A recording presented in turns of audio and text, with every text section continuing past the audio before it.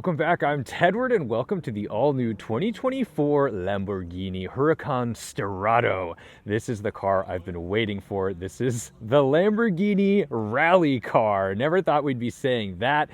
We haven't had anything quite off-roady from Lamborghini since the LM002 or some home-built teams that go out and rally out through Europe. But we've got the Dakar from Porsche, and now we have a mid-engine V10 monster from Lamborghini that can go off-road, slide around in the dirt, and honestly, it's a pretty good road warrior because you've got ground clearance, but that means you can hit some potholes. You're not so worried about nose lifts and all the typical supercar stuff. So the Sterrato might be the perfect supercar because it's a supercar designed for kind of crummy roads that you actually drive on daily. But before we get into all that, let's just look at it. It's awesome. You've got these big fender flares. It's jacked up. You've got Bridgestone dueler tires, which, by the way, you know what else has Bridgestone dueler tires? My Lexus GX460. It's kind of strange to see that on this car. Gluing us to the road up front is a 235 section tire, and in the back a 285 section tire on 19-inch wheels. And underneath, to protect it, there's some skid plates, and you've got big old rally lights, these light pods on the front of the car.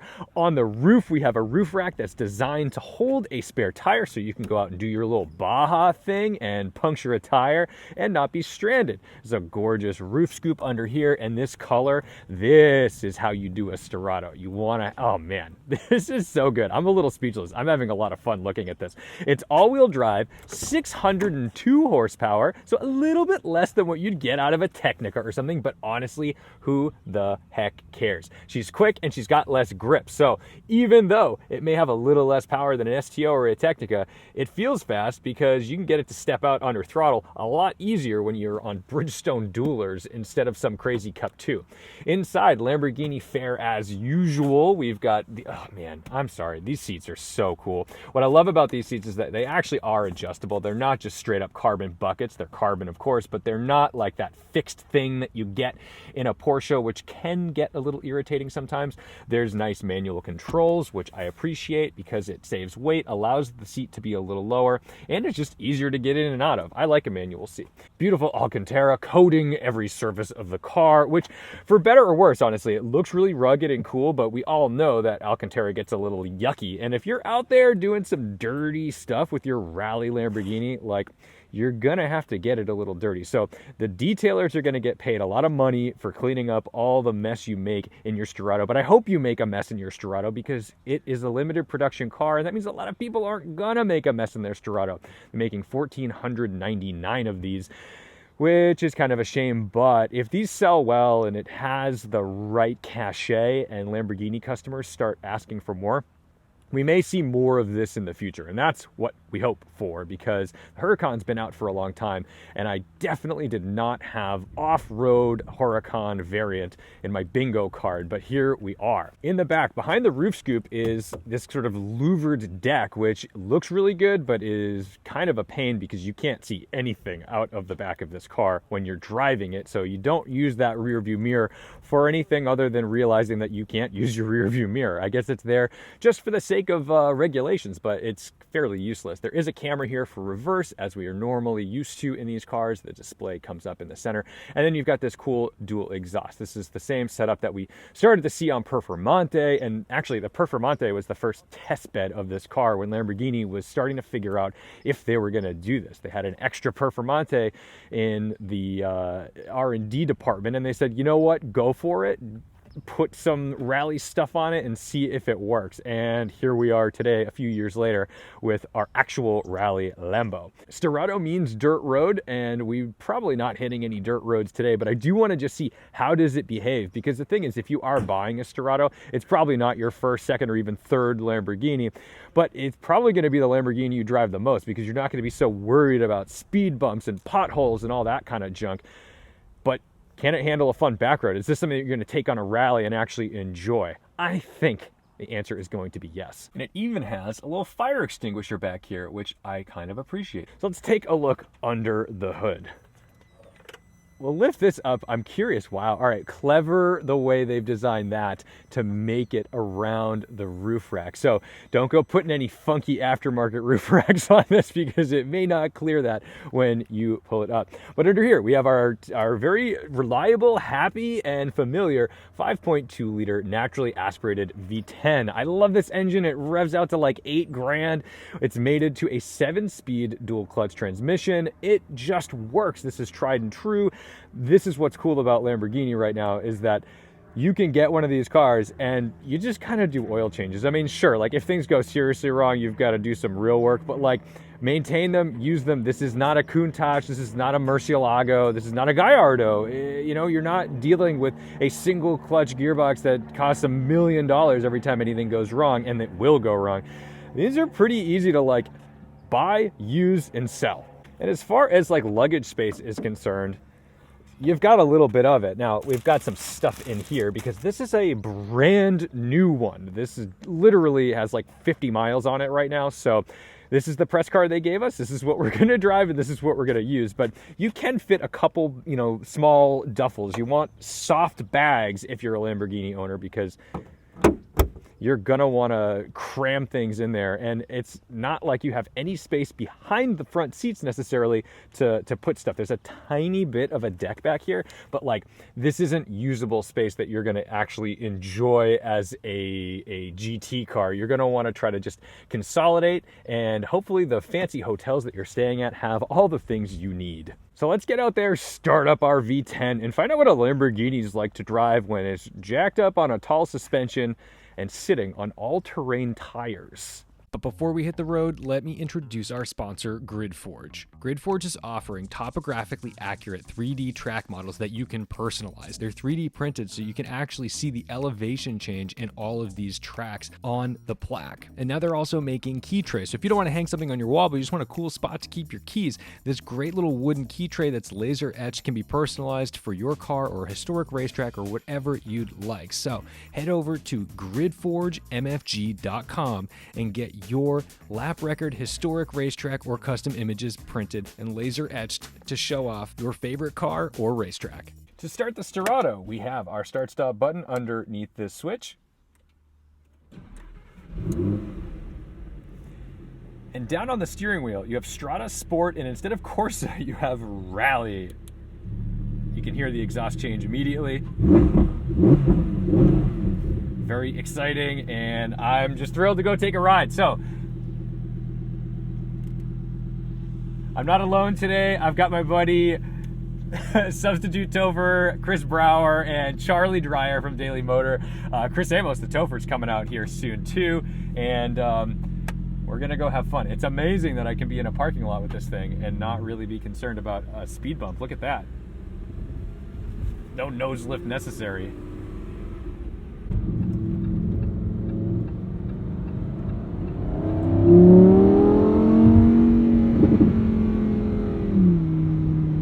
In automatic mode, once you're in sport, it's holding my gear nicely, but you know, you're in a Lamborghini, you want to shift yourself. Before we really hit the road, I'm just gonna put out my typical Huracan complaints, and it's plastics. Even these little switches are plastic. These should be aluminum. This is like a $300,000 car. It should just all be the perfect touch points, and some of the things aren't, but that's okay. It's still the baby Lamborghini. You forgive it because the driving experience is worth it.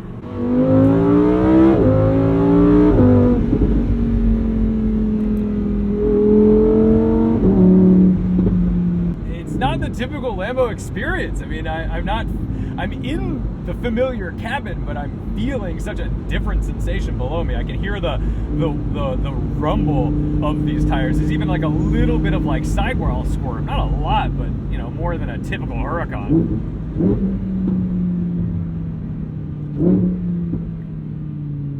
And it means you've got to kind of play accordingly with your braking distances as well, because we cannot just assume that we have the same situation that we would have in a Performante or an Evo.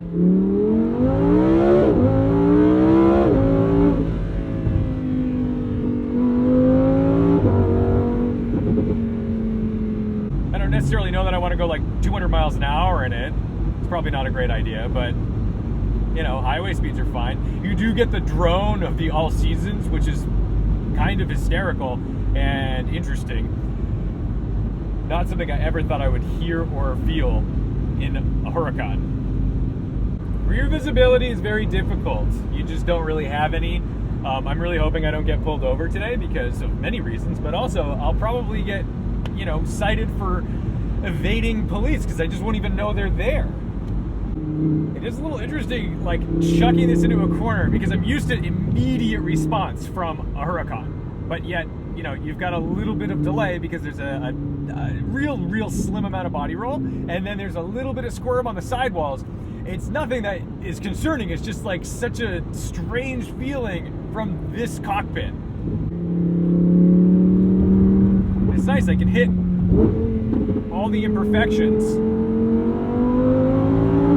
without worrying.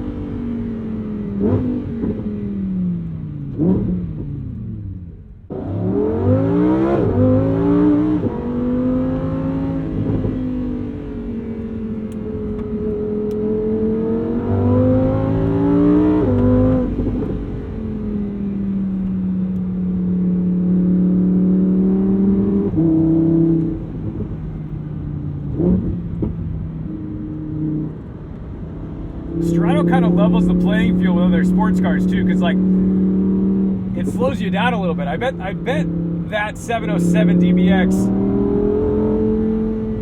can pull more G on a skid pad than this can. I have to look that up. But I have to think about traction, which is not something I usually think about in these Lamborghinis, because in order to have to think about traction or you know, cornering ability, you'd have to be going alarmingly fast. And yes, we're still cruising along nicely, but you know, I could actually approach limits in this thing, which I find to be very charming.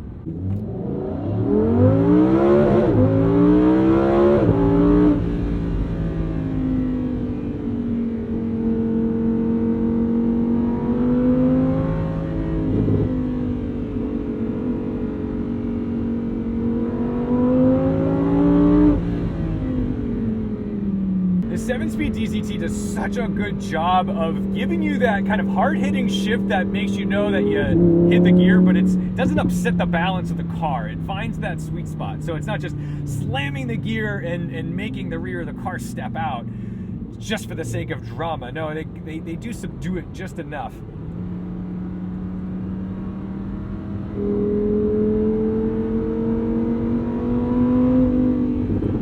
Even the throttle is tuned well. I'm not bouncing off of it. I'm not like thinking like, oh, if I bite off a tiny bit more, the whole thing's messed up. No, I mean, sometimes supercar tuning is just frustrating. Let's get the windows down, try to get the full experience of this V10.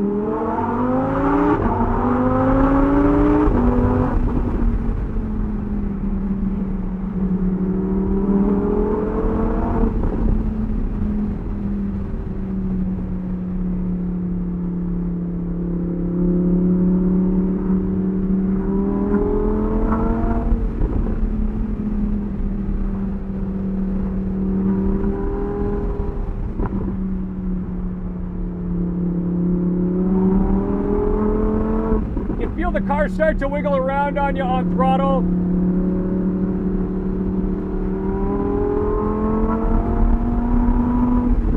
But it still just does such a good job of putting the power down and sorting out where to put power, front and rear.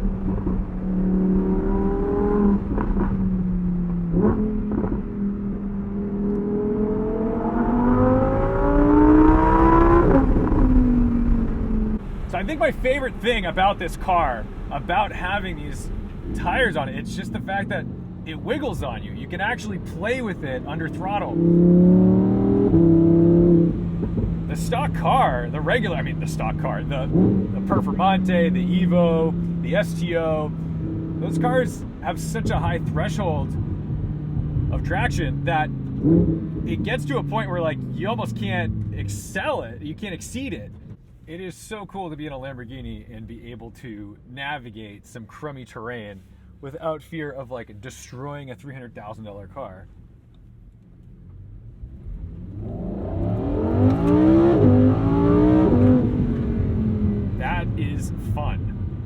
So let's talk about some final thoughts about this car on the way down the hill.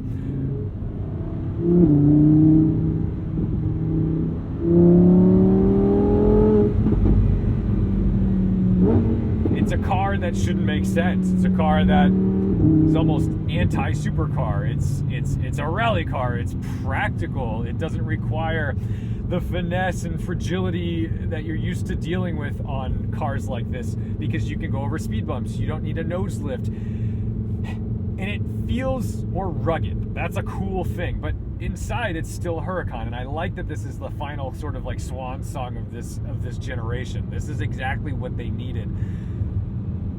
I love the idea that this car lowers the limits a little bit in terms of handling, because I think it makes it more fun. I think having super high limit handling cars on the street eventually gets a little old. It's difficult to explore those limits, and I've had more fun in this Sterrato wiggling around on corner exits or trail braking into a corner than I have in any Lamborghini I've ever driven, because of two reasons. One, those Lamborghinis aren't mine, and two, they cost so much money that if you do mess it up, it's not like, oh, a whoopsie doodle. Whereas, yes, this still costs a lot of money, but the speeds at which you're playing with it are lower, not low, but lower than those cars. So if you have any semblance of car control, you can enjoy this pretty easily. And look, we can say, oh, a nice little turnout. We can pull over in the dirt, in the mud, and it's okay. And then we can hit it.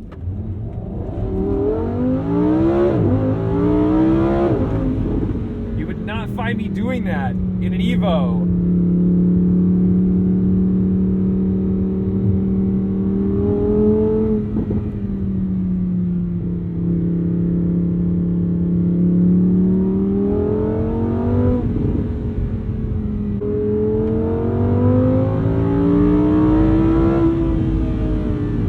Out forever.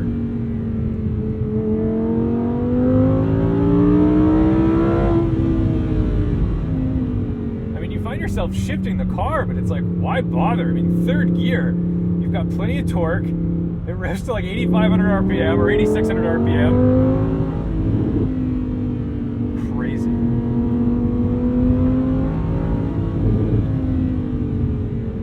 I also think this is the right speed for a car.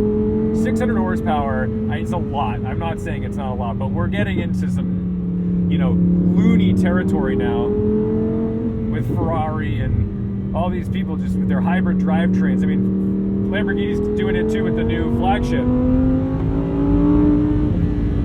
How are you supposed to use that?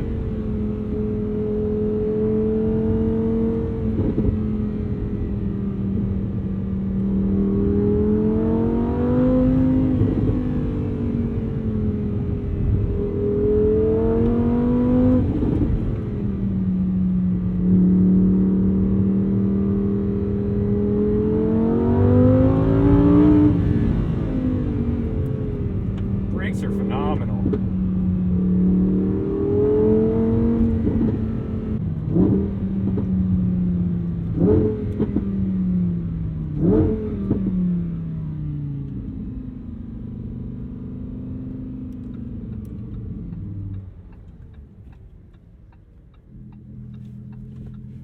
Great turning radius, but I can go off-road and not worry. How cool is that? So thank you guys so much for watching, liking, commenting, and subscribing. Don't forget to respect the drive, and I'll see you in the next one.